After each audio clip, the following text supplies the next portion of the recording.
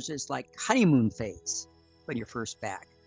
It's so excited to be home. I just can't wait to get with my family, wait to take a little bit of leave and be away from all of this, that I think soldiers and military members aren't thinking, gee, yeah, there are some things that I'm struggling with.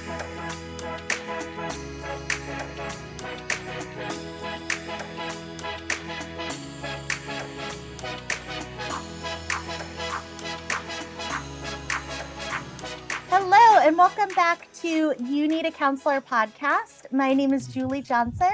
I'm the president and founder here at Heart and Solutions. We're a counseling agency here in Iowa. We're still offering counseling sessions through telehealth, in person, and in schools in our area as well. And I'm Chrissa Hunt. I am the Vice President in charge of the BHIS department at Heart and Solutions. So BHIS stands for Behavioral Health Intervention Services, and that is where we go in-home and work with children ages 4 through 18 on different behavioral skills. And we can also see them at school or telehealth as well.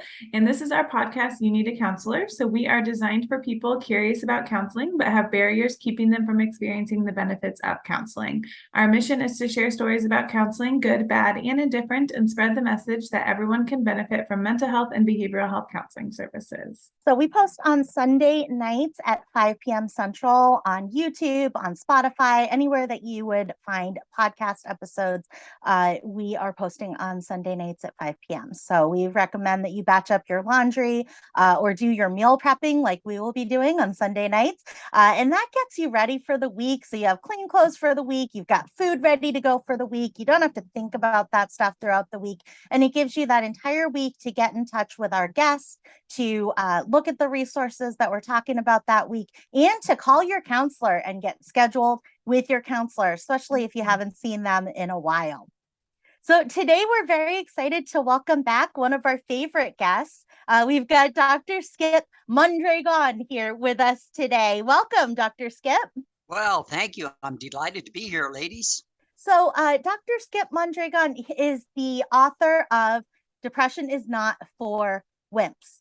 And he is a medical doctor practicing internal medicine, also an Army veteran who suffered with depression and was able to seek treatment, find treatment, and then use that information that he gained to help other people in his book. So Wrestling Depression is Not for Wimps. And the wrestling part, we know, comes from being a national veterans wrestling champion. Yes.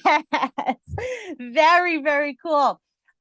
So last time that you were here, we talked about the book. We talked about the kind of the narrative form of the book, where you're sharing your own story, but you're also sharing resources and other information for people. But we did not get to talk about your wife, who is an author as well, and went through this Army experience with you as you guys were raising your family, as you were going through learning about depression and learning about these skills. And your wife has also written a book. So we'd love to hear about what that journey was like for your family, raising these 5 children, and then also what information you are sharing and what life experiences you are sharing with your grandchildren as well. Oh, well, thank you very much. I have been married to my sweetheart, Sherry, for 41 years now. Wow. And we got married right before medical school.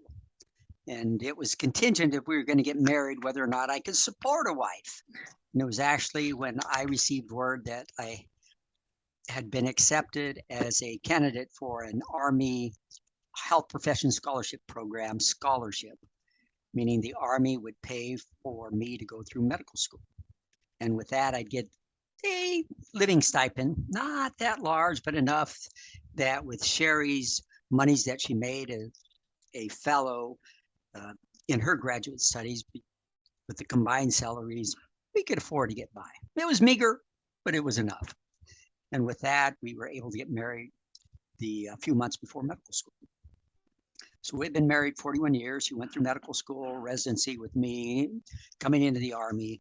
Our first child, Adam, was born our junior year of medical school right before our junior year, I guess, and had some medical problems, significant medical problems, premature, a very rare genetic blood disease. Oh. And so it was very tense during those times. And so each move, we seemed in our early years to have a newborn. So we're leaving medical school to go to internship in Northeast Ohio, Canton, Ohio, with Adam at about a year old. And then Chris is born a year later. And thank goodness, just healthy, robust little guy. And these two guys are best buds even to this day. And then our daughter was born about 8 months. Let's see, she was born in August there. So I guess it would have been that we had a 4-month-old when we left for Texas, or rather Oklahoma, beg your pardon, to start our time on active duty. So you can see with these moves, we had a little one in tow. So Sherry is home taking care of these kids while I'm busy studying my brains out as a medical student, busy with crazy hours. My shifts would sometimes last 36, 40 plus hours at the hospital when I was an intern and resident. And so Sherry's managing the household, taking care of the kids.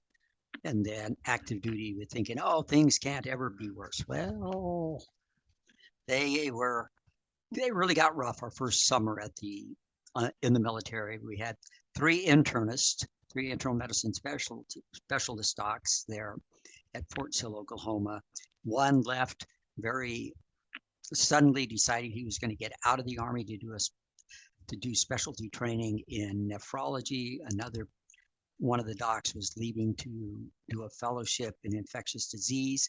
So he left late May, early June. The other left June-ish timeframe, and they turn around and say, oh, Dr. Mondragon, you are now going to be the only internist here at Fort Sill for this summer. You're also chief of the internal medicine clinic. And oh, by the way, you're also chief of the intensive care unit. That was a horrible introduction as to military medicine. I had been there since January of that year. Now we're turning around, it's the summer. We call that the summer from hell. It was just horrible. It was a horrible time all around. But we made it through that. Thank you, Lord. And so Sherry's managing the kids. Well, a year later, come August time, I deploy to Desert Shield, Desert Storm. And so Sherry has 3 young children in tow that she's taking care of. And with the uncertainties. And so I point that out that, tough military wife, all the uncertainties, the moves, I'm busy, whether as a student, as a resident, now as a staff doctor with those responsibilities. And God bless my sweetie. She just tough as nails and took on those duties because she always had this attitude. We're going to medical school. We're in residency. We're doing this. And that was her attitude. And we always looked at this idea that going through life, that as we face problems, the enemy was out there and we were here together, face to face or shoulder to shoulder. And that's what's allowed us to face challenges as we went through our marriage, the challenges within our family or other dynamics that happen, things that the Army would throw out, separations due to deployments, etc. And as I would advance in rank, I always told people, or as I got a new ribbon, new medal, it's my family, my wife and family deserve this a lot more than I do. And I sincerely meant that. Wow, that is a lot of transition happening as a young married couple, transitioning, moving from state to state, having a new baby every year or so, and just wonderful changes, but a lot of them at one time, and what a blessing it is that your wife came into this and that you came into this knowing that we are a team and Indeed. we are going to face challenges. We are going to have struggles, but we're going to do it together. And I think that that's so beautiful because this is a lot to cope with as a married couple. Oh, yes. Yeah, when you look at certain scales that I'm sure you're aware of, these Mhm. stress scales and life change scales, Yeah, our scores were way, way, way, way, way up there. Things that will cause significant problems in marriages that could lead to divorce and other major problems that our scores would have been almost off the charts with some of these significant major stressors and life changes that we underwent in a very short time. absolutely. How is it that you think that you and Sherry were able to approach life in that way as a married couple, as a team? Uh, what was it that were these discussions that you had intentionally before you got married? Is this just how she was brought up? How did you guys come to do that? I think it was a few things that did that, Julie, that allowed us to do that were one, a common faith that we are committed our faith to Jesus Christ, that's a bedrock that we rely on, our common faith. And we heard a sermon when we were undergrads at ORU by our chaplain, our university chaplain, our brother Bob Stamps. And he gave this example of marriage as being before you're married, it's like having a window that's open. But after you're married, that window shuts, it's locked, and it's nailed shut, never to be opened again. And so we took that to heart and said, that's what we want. No matter what comes our way, that's what we want. And so we've always tried to foster this idea that we're in this together and that we are friends. And with the idea that even with children, because we've raised 5 of them, so I talked about the 3 older children, but we raised 5 children, is this idea that the children are going to be here for a period of time and they're going to be gone. And then the 2 of us are going to be here. And we determined that we did not want to be casualties of that, where people have busy lives, they raise their children, and then they turn around after their children are gone and say, who are you? And decide, hey, we really have drifted apart, and they end up getting divorced. We said that's not going to be happening to us. So we worked very hard to engender that closeness and maintain that. So those were some of the factors that I think helped us go through that. But again, it was that sense that we are in this together, and we are not going to allow these other things to drive a wedge between us. Absolutely. I mean, there are so many distractions in any married couple's lives that can get in the way and that can take focus off of the relationship. And I think you and Sherry identified it so well in that no, this is what is important. This is what is foundational is our marriage. We are parents also, but we are a married couple. And it's us against the world. It's us against everything else. And I think that that is just so beautiful. And is this what Sherry's book is about? Or what is Sherry's book about? Actually, Sherry writes fiction, and her first novel is entitled The Unlikely Yarn of the Dragon Lady.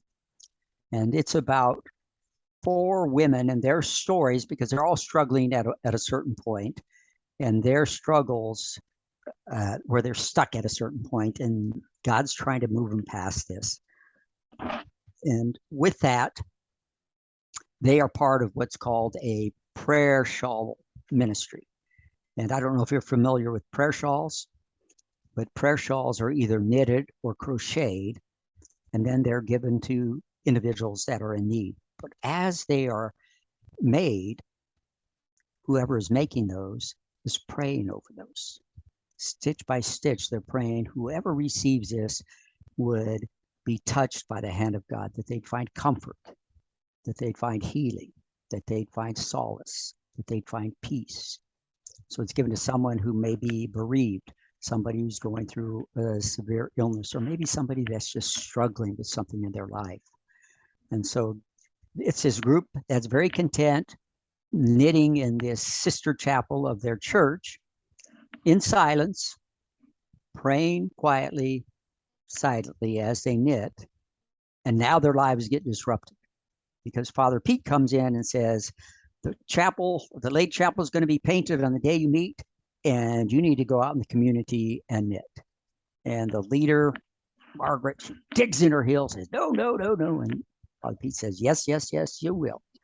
And so they wander a few places and trying to find the spot, get kicked out here, and end up in front of Macy's in the mall in these lovely chairs with some fake trees, but they find their niche there.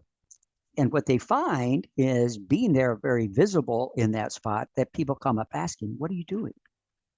And as they explain, others say, well, will you pray for me? And then on the day they come, what they find is they begin to find written on napkins, on these paper napkins, prayer requests. And they begin to pray for people. So their lives begin to be transformed, and the lives of those around them begin to be transformed as this progresses. So that's what the gist of the book is about. I lived with these characters for years as Sherry was writing this, and knew the characters, knew the storyline. However, when she received her books, her first order, which was such an exciting day, that was a little over a year ago. I think it was about early September that we received her book shipment. As I decided, gee, I need to read this book cover to cover. So I sat down and read it in about 2.5 days. I laughed, I cried. I thought, oh my gosh, this is so amazing. But Sherry is a tremendous writer. She really is. I call her my in-house editor. So I'm writing something and drafting something. Honey, will you take a look at this? I just didn't quite seem right. Can you help me fix this up a little bit? And so she just submitted her second novel. That's a sequel to this, to her editor. So she did her edits and sent that off to her editor. And now she's germinating and doing the background work for her third novel. Wow. Wow, very exciting. Good. We'll have to read it. Yes, The Unlikely Yarn of the Dragon Lady. Beautiful. Wow. So, I mean, gosh, writing fiction can be such a release, right, of different things, and it can be so transformative as a writer. And I know that we've talked a little bit about, your process in writing your book, in writing Wrestling Depression is Not for Wimps, and kind of what led you to do that as well. And if I remember right, when you started identifying your own feelings of depression, you were already a practicing medical doctor, right? You were already working in hospitals. Oh yeah, I had been practicing for many years. Yeah. When I began to circle that brink, and there I had actually been in the Army 25 years at that point. Wow. And so your children were teenagers or adults? No, at that point they were adults. We only had our youngest at home. Joey was 17 at the time. No, Joey was already out of the house. Joey had graduated from high school in 2012, so he was in college, because it's in 2013 that I began to have my symptoms that then escalated and certainly got to that low point in April 17, 2014, when I ended up under the desk in my office. Yes, yes. And so from the perspective of going through these symptoms, identifying these symptoms, and then seeking treatment, from the perspective of a father, and a father of, I know you've got some boys and some girls, or at least one girl. What was that like? What was that like as a father to go through that for the first time? And has that impacted any of the ways that you've interacted with your adult children or even your grandchildren? Are you asking in terms of how the depression impacted interactions with the kids and grandkids? Is that what you're saying? Yeah, either the depressive symptoms and also your recovery, and what you learned Okay. about yourself. Well, I was not as open with the kids about what I was going through. I actually wasn't open with a lot of people as I was going through that, struggled. And part of that was that tough guy mentality, that's the identity. That was my identity. I'm a tough guy. And the harder I pushed, the worse I got, because that's the way I had lived my life up to that point since I was a young teenager. I'm this tough guy, and I just work hard and work hard and work hard. And that didn't work in this case. The harder I pushed, the worse I got. So I wasn't as open to others how I was struggling with that. And then in the recovery, the kids were very kind. They were very gracious, and I was more open what was going on at that point. And they were very kind, very gracious, and said, "Gee, Dad, we didn't understand how bad it was for you. Gee, Dad, we didn't understand what was happening to you." And then they would start checking up on me more regularly. They did something that was very, very touching for me around Father's Day of 2014. We were in Denver to attend a nephew's wedding. And on the guise of, well, everybody's busy with their cousin Chris's wedding plans and stuff, let's go out as a family to eat. And so we all went, and we were at this very nice restaurant. And normally when we go out as a family to eat, dear old Dad picks up the tab. So I thought, oh, that's the way it's going to be. And we get there, we have a lovely meal, and they surprised me because on a couple counts. One, they had made these beautiful acrostic plaques for me, and I've given these scores and scores of these that I've created for others and given these as parting gifts or special gifts for special occasions. And what it is, taking the name of the person and then ascribing an attribute with that first initial of each of those initials to that, and presenting that to somebody in a nice frame. Well, each of the kids that were present, there were four of them, the four younger children, my oldest was not able to attend, did that for me, surprisingly.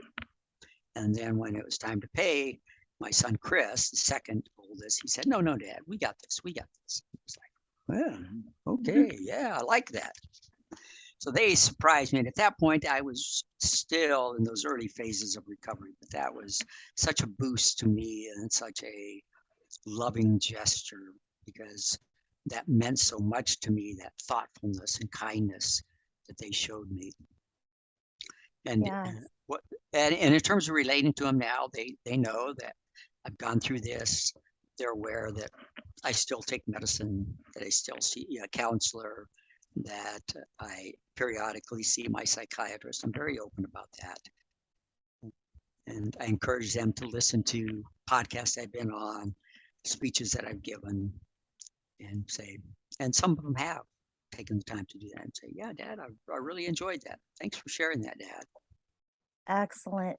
Yeah, when you talk about wrestling depression is not for wimps and that tough guy mentality, right? That can be such a barrier to sharing our experiences, sharing our feelings, sharing what we're going through with those people in our lives that matter the most to us.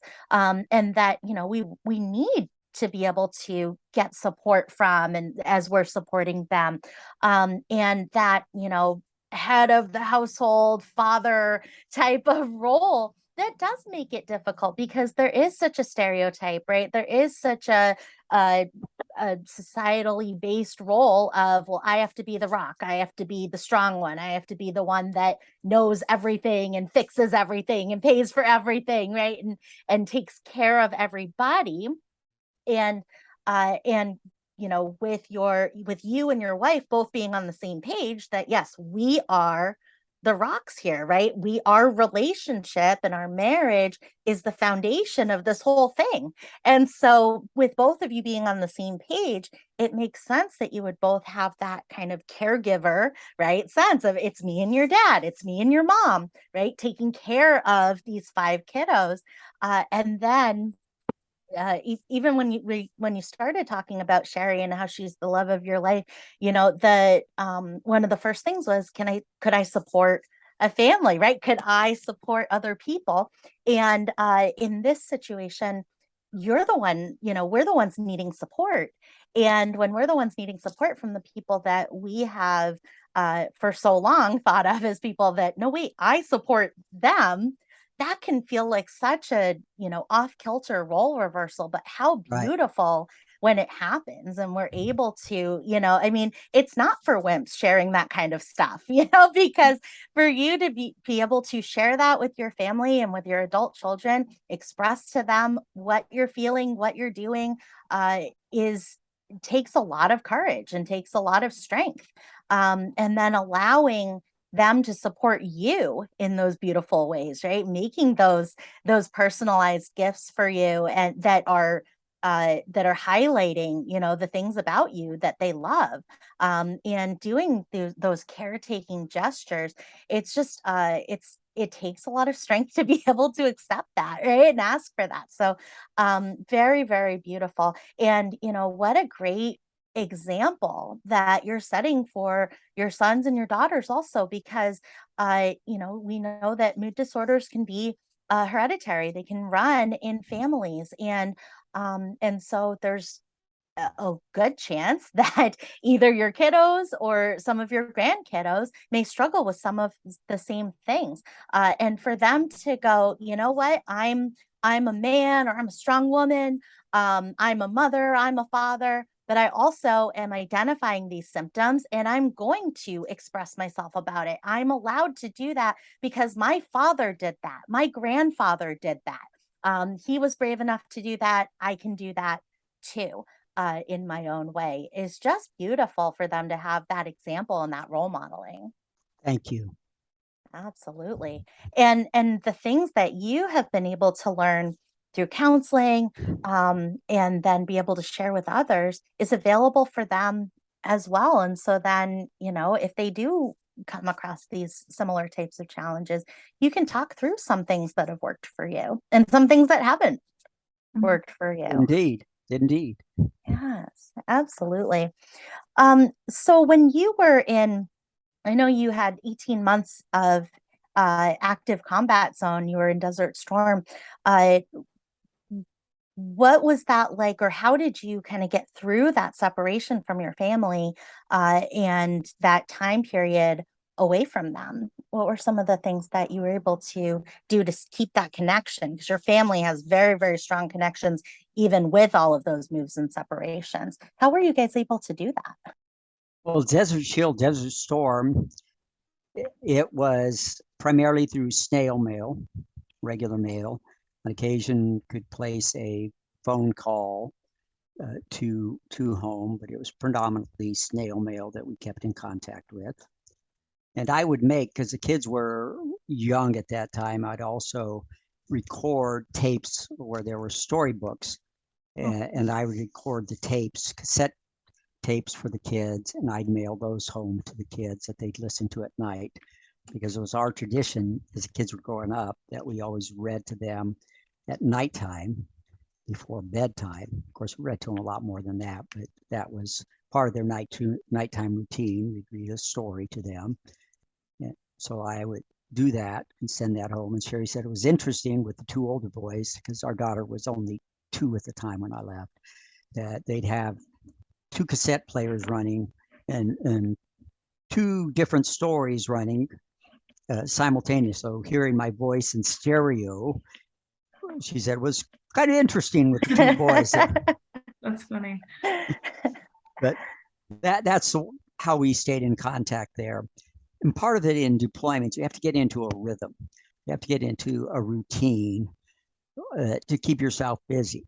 And so you get into these rhythms. Okay, now I'm getting up, I'm getting ready, I'm going to eat. Do I have time here? Do I have clinic duties or other duties? And then when do I have time to work out and do other things? Time to sit down and do my Bible study, time to write a letter. When can I then relax and go watch a movie in the evening or just sit down and talk with some of the others that are there? So again, you get into this rhythm there, and then there's days when there's special events that you partake in.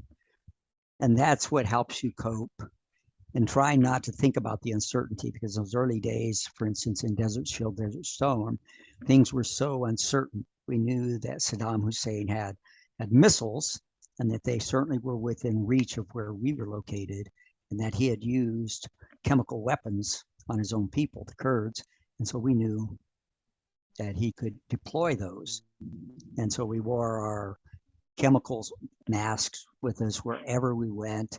And I don't know how often sirens would go off, and we'd be donning our masks and our chemical suits to protect us, what we call mop gear. And you can imagine when temperatures are above 120 degrees Fahrenheit and you're putting that on, how blazing hot that can get. Mm-hmm. Well, we did that over and over and over again at times. We even did that the day we arrived in theater, that those alarms went off, and I was reading an old journal entry, and I think we ended up doing that 2 or 3 times that first day we arrived in theater with the alarms going off. So that was one of the things. There's a lot of uncertainty, but if there was uncertainty on our parts, you can imagine the uncertainty for Sherry. Yeah. And in terms of when that occurred, with her trying to deal with that uncertainty, is my husband even going to make it home, and trying to keep the kids upbeat and so forth, and not hearing news that would make them concerned. And the same thing happened then in Operation Iraqi Freedom 1 when I left. There, the kids were older. At that time, I believe Chris was 14 or 15. And then Angeli would have been 13, and Jonathan would have been 12, and Joey 9 when I left for that. But I must back up to Desert Shield, Desert Storm, and just say this, that the kids were at the swimming pool, because I think they were taking swimming lessons, 3 younger ones, at the night that the bombardment started for Desert Shield, Desert Storm. And a young soldier came running through the pool and announced, "The war has started. The bombardment has started." And our kids get out of the pool and they just started bawling. Oh. I mean, bawling. And Sherry said, she was so upset with this young soldier, thinking, "Oh my gosh, why is he doing this?" And I remember her talking about that and writing about that, because our kids just started bawling when they heard those words, because again, the uncertainty. Mm-hmm. But Desert Shield, Desert Storm, they're a little bit older, but again, a lot of uncertainty. Again, as you go into a very immature theater, what's going to happen. And we then convoyed up to Mosul, and that's where I was for approximately a year. Wow. I mean, I love your story about recording your voice and being able to connect in that way, and through letters and all of that. It wasn't that long ago. And it's so important that you guys kept those routines going, and then that thread of routines and the importance of that, as you were over there, being able to go, okay, I know what I need to do for the next hour, right? I know what I need to do 2 hours from now, and being able to kind of have that routine and have those things blocked out so that all those important things got done, and then you also got to take care of yourself, which is so important. And absolutely, for Sherry, what a difficult time of uncertainty and trying to protect those kiddos, from information that would be distressing to them. At that time, were there mental health resources for you while you were there? Were there mental health resources when you came back to kind of try to process through some of that? There were mental health resources there, albeit limited. They would have traveling teams more often. as I recall, that would come in and ask. But it's a strange thing among medical people because we learn to compartmentalize. We're very good. I was already an excellent compartmentalizer just due to my nature and the way I was raised and things I had to deal with in order to cope. But in medicine, it's that kind of, it's the thing that while you have injuries come in, people that are sick coming in, and you have to deal with that crisis, if you will, those things right here. And now as you deal with it, sometimes you don't get much time to process because that you have to be ready for the next patients coming in, those injured soldiers coming in, and you have to put on your game face again. Okay, we're ready. But you can imagine the difficulty then when you're dealing with a young 18, 19-year-old medic who has never seen a soldier blown up, who's never seen limbs, basically people coming in with limbs that have been blown off, or individuals that are dying, people that are burned severely, and this kind of problem. And now you're having to try to help them to process all of that, and you need to do some processing, but you don't have time, so you're trying to solace them. Or let's change that scenario a little bit. You have our injured soldiers coming in, and you have combatant soldiers coming in to the hospital at the same time. And now when you triage on the basis of the most severe wounds. And if some of the combatants had more severe wounds, they'd go to the OR first because that's the way we triage. And now these soldiers, why are they going to the operating room? Because that's the way we do it. Mm-hmm. Or let's put you in this situation. You have a mother who has a young, sometimes an infant, who is desperately ill, or maybe has some other kind of medical issue going on, and this parent brings this child to the entrance of the hospital asking for care. And as a physician, you go out there to see what's going on, and you realize there's nothing we can do for this child.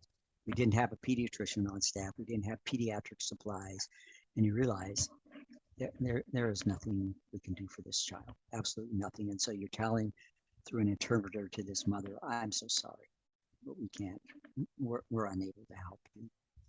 And if a young medic was with you now and sees this or hears about it, now they're asking, well, why couldn't we do this? Why weren't we able to do anything? And you're trying to explain to them that child's going to die no matter what. And we didn't even have any capabilities to try to save them within our hospital, the expertise, much less the supplies. And if they die on our watch, then this family and others in the community are going to blame us and say, oh, you killed our child. And we said, we can't take that responsibility because that was just beyond our capabilities, and that child was, their chances of surviving are so nominal. We just couldn't do that. So that moral dilemma again, and trying to explain that to a young nurse, trying to explain that to a very young, inexperienced medic. And again, so we don't have time to process that because we're trying to explain it to them. And now we're getting ready for the next injuries that come in, the next patients that we have to see. And so it's this kind of pattern that goes on. And so you compartmentalize and maybe don't realize the toll that's taking, and the toll of dealing with patients who had committed suicide, patients who you've treated who had been severely injured in training accidents or other issues at previous duty stations, patients that had died on your watch over the years, and all those things that you hadn't really processed, and you realize, oh, now they catch up. So yes, there are mental health resources, and there are mental health resources afterwards. But the problem with that is they're asking you, are you experiencing these symptoms right after you get back? And everybody's feeling, woohoo, I'm back. There's this like honeymoon phase when you're first back. It's so excited to be home. I just can't wait to get with my family, wait to take a little bit of leave and be away from all of this. That I think soldiers and military members aren't thinking, gee, yeah, there are some things that I'm struggling with, because that's not foremost in their mind, and maybe they haven't had time to process it. And no, maybe only several weeks later or months later does it begin to manifest itself, and you begin to realize, oh yeah, I am struggling with. And so that's part of the problem that we see that would crop up, that those issues wouldn't manifest themselves immediately upon return, but several weeks or even months down the road.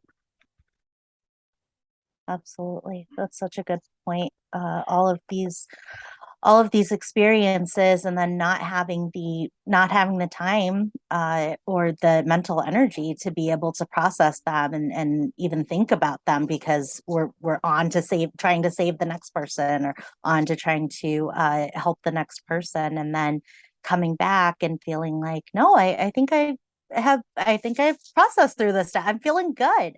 And then gone, wait, a couple months later, or even a couple years later, going, wait, things are good now, right? I'm in my day to day. I'm maybe working, a civilian job, and I'm with my family every day. What's going on now, right? Like, why am I feeling like this now, when I just went through some of the most difficult and challenging years of my life, and I was fine then, right? And so I think sometimes that you're exactly right. That timing of it can be so disorienting, because it doesn't follow that cause and effect kind of pattern, right? That we find a lot of comfort in, and our brains just don't work in that linear way at all, as much as we would love them to.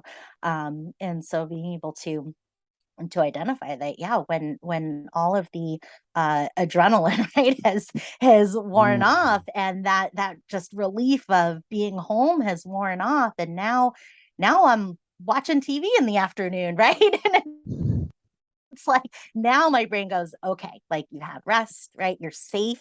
And now your brain can kind of start to process those things, right? And then we start to feel those symptoms, and the outcome from those things that we experienced. So I think that's so important for people to hear, that, it's not abnormal that you might experience those things later, years later, as opposed to right then.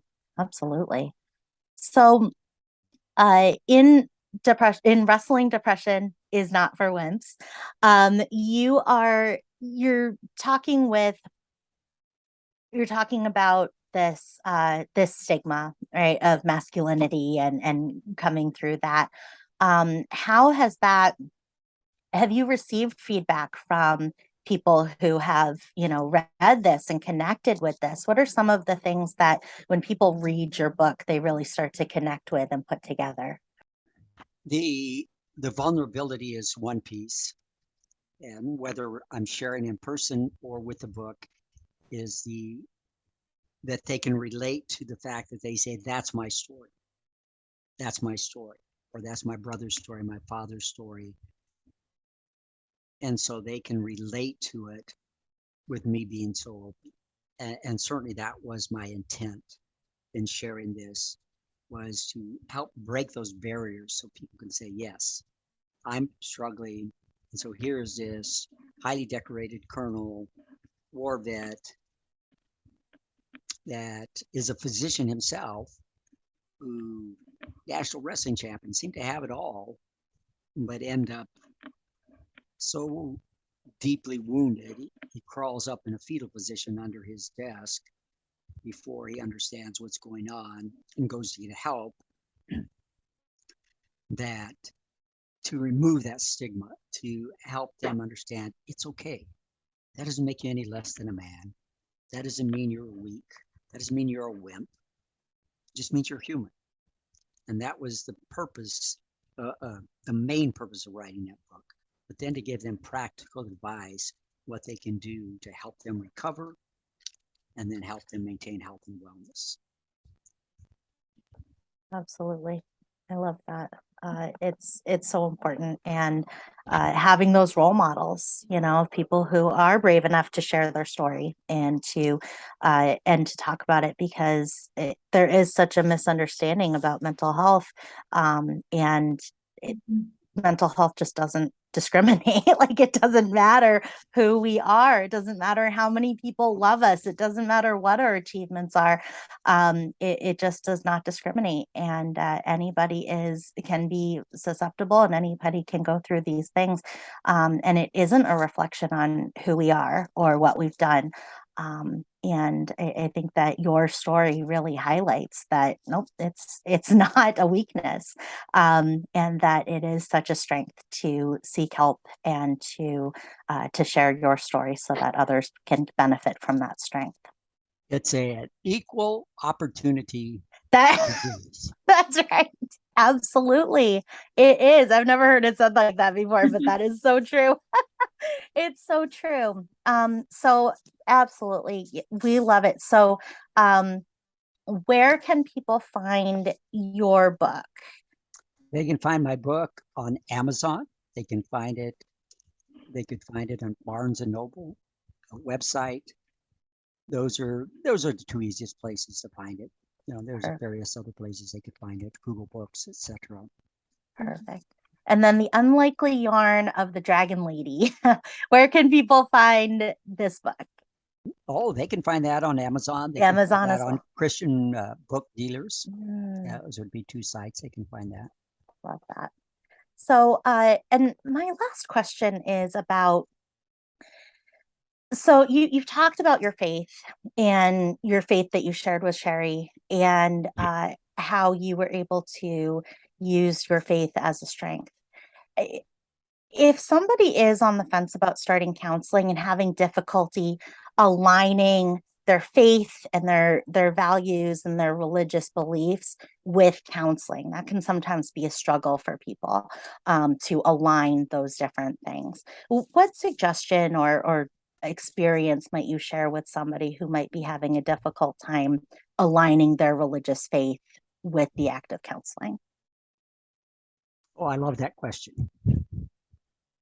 And I'll go back to the way I was trained in terms of medicine, the idea, and it's exemplified in the praying hands. Anybody that's seen the statue of the giant praying hands at Oral Roberts University that are like this, just magnificent, beautiful sculpture. And it's meant to signify bringing the best of medical care to the best of spiritual care in treating patients. And that's what I think God would have for us. He recognizes that we are body, soul, and spirit, that we are a tripartite being.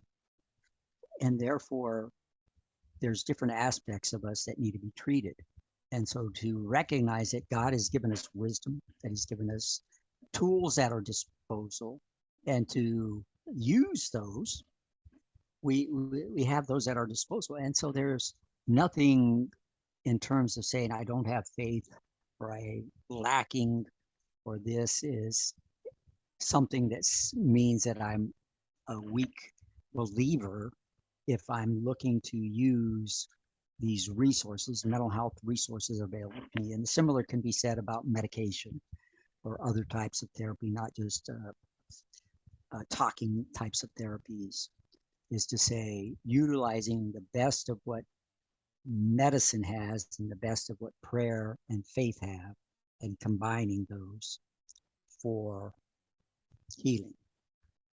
Absolutely. I love that. That can be such a challenge sometimes for people who hear the message, if you believed more, or if you prayed more, then you wouldn't have this or that. And I love this image of that spiritual care and that medical care, and how they don't have to conflict with each other, that they are working in unison at in best case. So wonderful. Thank you so much for being here, Dr. Skip. This has been great. As always, we love having you on the show. And we thank you very much for your service and for everything that you've shared with us here on this podcast and everything that you've shared with us and with the public in your book. You're welcome, Julie. I'm Dr. Skip Mondragon, and I need a counselor. Awesome. Me too. So does Chrissa. Thank you. Thank you so much for being here. It's great episode, great interview, as always. So if you are listening and you are in Iowa and looking for behavioral health counseling or therapy, go ahead and give us a call at 800-531-4236. And if you are looking for Dr. Skip's book or Sherry's book, go to Amazon and you can search for The Unlikely Yarn of the Dragon Lady and looking for the next 2 sequels as well. That'll be exciting. And you can also look for Wrestling Depression is Not for Wimps on there. And like Julie mentioned at the beginning of the episode, we post new episodes every Sunday at 5 p.m. Central Time. So meal prep with us or do your laundry while you listen to the newest episode, and we can help connect you to our resources that we had on our podcast that week and to convince you to reach out to a counselor and get started with services that week as well. And if you have any questions for us, you can reach out to us on our Instagram at You Need a Counselor Podcast or on our Facebook page at You Need a Counselor Podcast on there as well. And I'm Chrissa Hunt. And I'm Julie Johnson, and we need a counselor. And so do you. Bye. Bye.